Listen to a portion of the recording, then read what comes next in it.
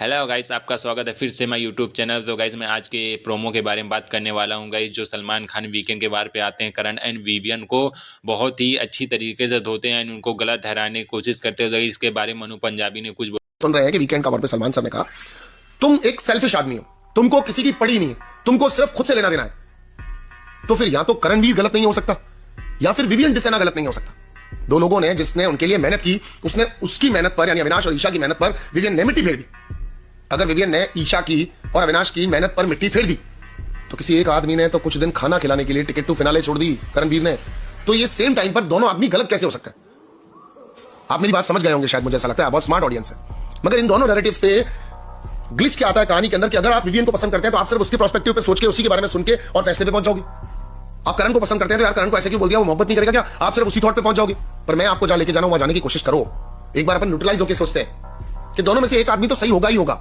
चलिए ये बिल्कुल गलत है कि खेल के अंदर अगर विवियन जीत गया था, उसको टिकट टू फिनाले मिल गई थी, तो उसको वापस नहीं देनी चाहिए थी। चलिए मैं मानता हूं इस बात, लेकिन कौन है विवियन डिसेना? कौन विवियन डिसेना जिसने 2 बार माइक पर ये बोल दिया है, 10 बार बोल दिया, 100 बार बोल दिया, 200 बार बोल दिया माइक पर कि बिग बॉस में आपसे बात करना चाहता हूं, बिग बॉस में आपसे बात करना चाहता हूं। मेकर्स, आप लोगों ने ये बात सीधी कैसे बोली कि क्या आप अपनी टिकट टू फिनाले लेना नहीं चाहते हैं? क्या आप अपनी टिकट टू फिनाले चुम को देना चाहते हैं? ये क्या मतलब था? रिजल्ट अनाउंस हो गया, आपने उसको बना दिया, टिकट टू फिनाले दे दिया, आपको ये सवाल ही रखना चाहिए, रहने दो चुम और विवियन का झगड़ा।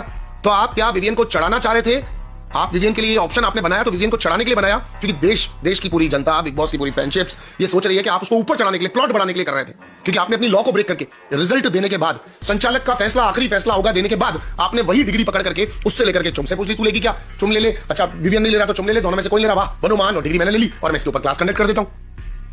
ये सब कुछ किस लिए किया आपने? अगर आपने ये सब कुछ इसलिए किया कि 2 लोगों का बहुत परिश्रम था इसके अंदर, तो फिर चुम ने करणवीर के लिए जितना किया वो परिश्रम की एक बहुत बड़ी परिकाष्ठा है।